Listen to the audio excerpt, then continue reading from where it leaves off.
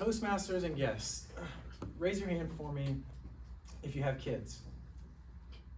Okay, it's a good number. Raise your hand for me if you've been a kid before. 100%, look at that, who would have thought? I myself have 2 kids with another one on the way. I know you're thinking, this 12-year-old has kids?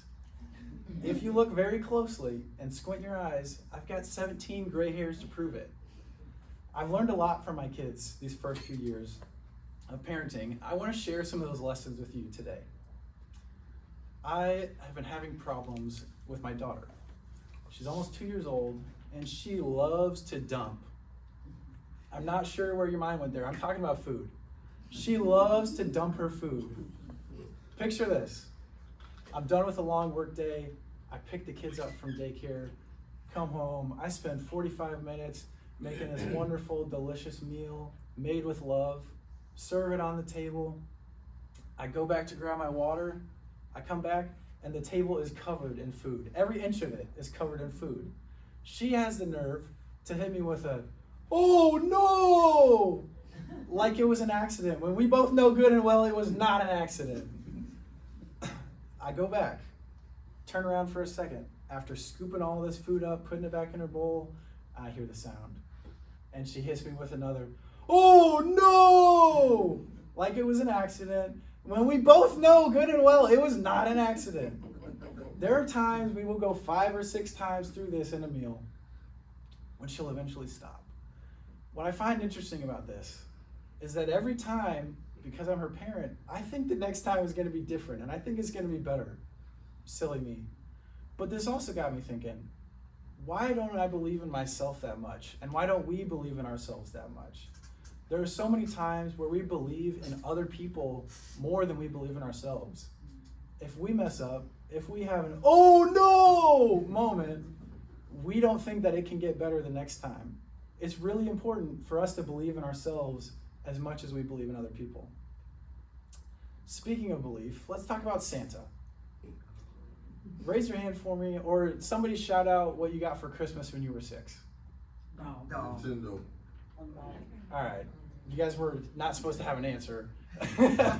So the majority of us, besides maybe a doll or something easy like that, don't know what we got for Christmas when we were 6, much less a year ago. My son and I went to an Atlanta Hawks game earlier this year.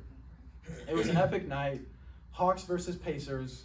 Remember that part, Hawks versus Pacers. It was an epic night. We had unlimited Coca-Cola. We had great seats. I even bought him one of those Hawks souvenir balls. And the Hawks won at a last-minute field goal. It was a great game. My son still talks about this event to this day. It's been several months. Anytime we do something competitive, it's Hawks versus Pacers. Playing basketball, it makes sense. Hawks versus Pacers. Soccer, Hawks versus Pacers. Lightsaber fighting, Hawks versus Pacers. You get the idea. The worst part about this, if you remember, I said the Hawks won. Every single time, I'm the Pacers. And he won't let me be the Hawks. And anytime I try to win, "No, I'm the Hawks. You're the Pacers. You're supposed to lose." You know how hard it is to be a loser every single time you play something with your kid?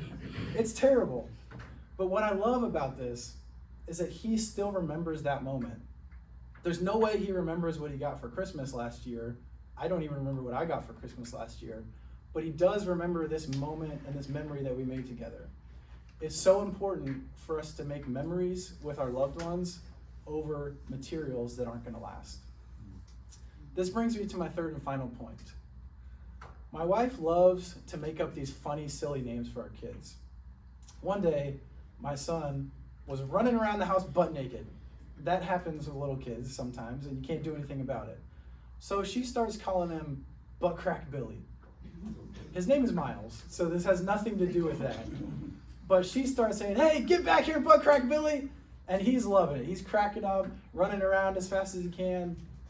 The problem is, our words have power and they stick with people.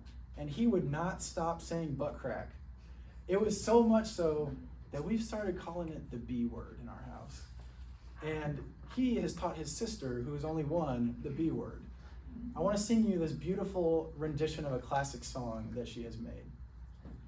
Yes, Jesus, butt crack. Yes, Jesus, butt crack.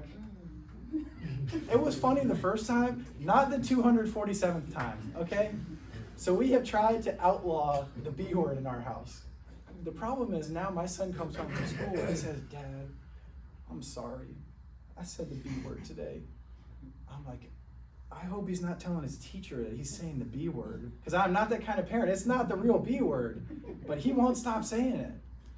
My point in all this is that our words have power and they stick with people.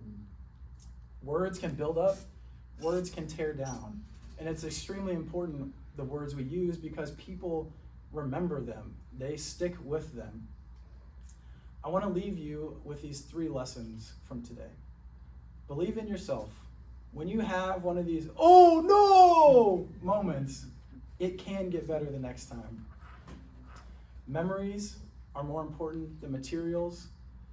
And next time you're about to say something you might regret, think about the B word. Butt crack. Thank you.